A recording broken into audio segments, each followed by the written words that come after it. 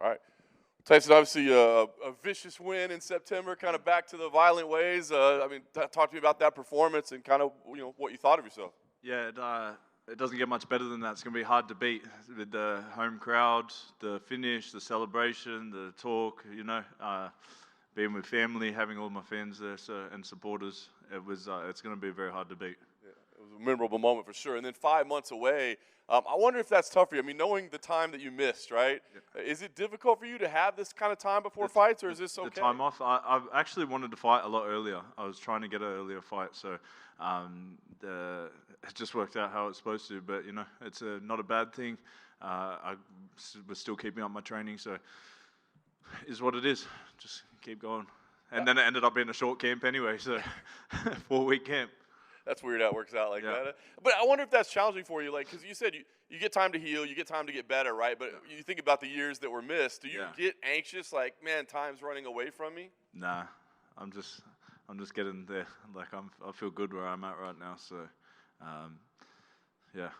just going with it. I'm like fine wine, man. I'm getting better with age.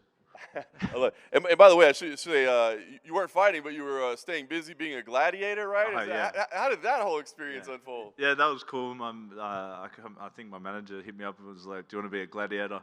I thought it was like the new Russell Crowe movie or something. Like I was pumped because it ended up being a really good experience. Met a lot of good people, met production and people that were gladiators, and it was just cool to hit a couple civilians. Did you watch that show growing up? Yeah, a little bit. The Vulcan. He was. It was cool to see another Pacific Islander on there. So I think that was one cool thing, just to be a Polynesian up on TV and mainstream. So something different. And also my daughter and when they watch my fights, it's very different. It's hard for them to watch. So when I was on the TV, and doing cool things and not getting punched in the face, it was like I was a superhero. So it was a cool dad moment. That's awesome. They got to enjoy that one a little bit more. Awesome. All right. Well, we'll get back to what you do best. Not that you weren't great at that. The undefeated Vitor Petrino. They call you with him just 4 weeks out. I guess what was the thoughts when they give you this name? Bring it. That's it. Let's go. It's I was a hype train at once, and it just takes a better fighter to beat him. So I'm ready to take that 0. It's kind of funny because that's what it does feel like, right? Like he's the guy that's got all the hype, and they give him to you, and that was you. That was you at one point. 100%. I like being the underdog. You think people are counting you out in this one? I think I saw something that I am the underdog, so I'm happy with that. It's more pressure on him. I'm just coming in there to fight. Nice. Do you feel like the experience of the time that you have, I mean, you've clearly matured in the organization. Do you think that does give you an advantage of this, where he is that guy that's kind of just making his way in the UFC? I think I'm the probably most tested opponent he's had. So, I've been around the block now. You check my resume. So it's, it's just it's gonna be hard for him. I'm gonna come out there to test him. We're gonna see if he deserves that 0, which I'm happy to take it. Like I said. You said 4 weeks. Is that a challenge for you at all, or does your lifestyle make that easy? It was actually better.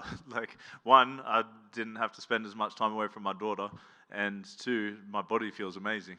So maybe that's the new. I don't know if I can try and convince Eugene. We can do 4-week camps, but even if 4 months out, let's just wait till there's 4. Yeah, 100%. Does fighting in the States appeal to you, or is it a challenge to you? Man, I love fighting in Vegas. The reason why, as much as I love fighting in front of the home crowd, the reason why I started fighting professionally was so I could travel around the world and fight the best in the world. So I'm trying to conquer different countries, get the Brazilian, get the American, and that's my way of doing the conquering. I like it, man. All right, look, on paper, this looks like it's going to be an absolute banger. Are you expecting that type of fight, or is this, you feel like maybe you got to take a more strategic approach because you know what he's going to try to do? Yeah, have to be strategic, of course. As long as I keep to the game plan, keep the basics, hit, don't get hit. He looks like he hits hard. I hit hard as well, so let's bring it. I love it. Last thing for me, plan with a victory here. I mean, you said you wanted to fight sooner. Is that kind of thing? Let's keep it rolling a little bit more this year? 100%. Plan on staying active. Tyson, I just got a quick one.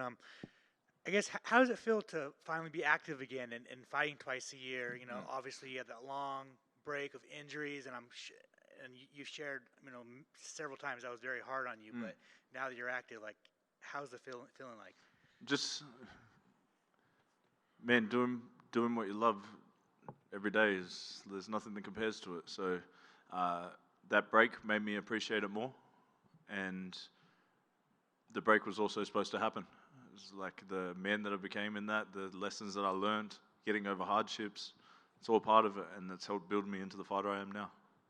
I want your thoughts on Alexander's loss in Anaheim. I just wanted to know what were your thoughts on the performance and just everything like that. He was looking amazing. It's I call him a friend, and it's sad to see him go down, but it's a crazy game that we play. It's it shows. It happens to the best of us.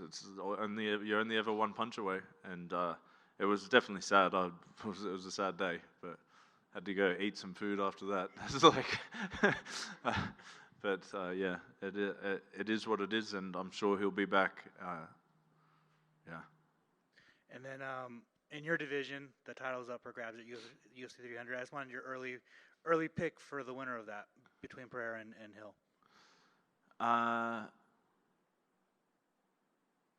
To be honest, I haven't been looking, but I don't know. I think Hill might get him.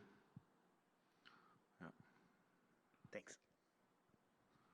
But thanks for taking the time. No worries, thank you. This is it's a brutal sport, the highest of the highs, lowest of lows. But take me back to that big win last, because that had to have been perfect.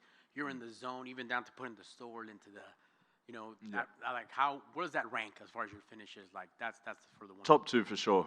I would say top 1, but nothing ever beats walking out to a packed house the first time when you get into the UFC. So it's definitely a big moment, but yeah, it's just that's been done now. Just got to concentrate on this fight. Build off of it, right? Yeah. Sometimes we have cards moved and shifted, and from one side of the world to the other. Not only with that in mind and the short notice, is this like an advantage maybe even? You could flip it and say, you know what, that 4 weeks I'm more chill. I'm ready to go now. So let's just.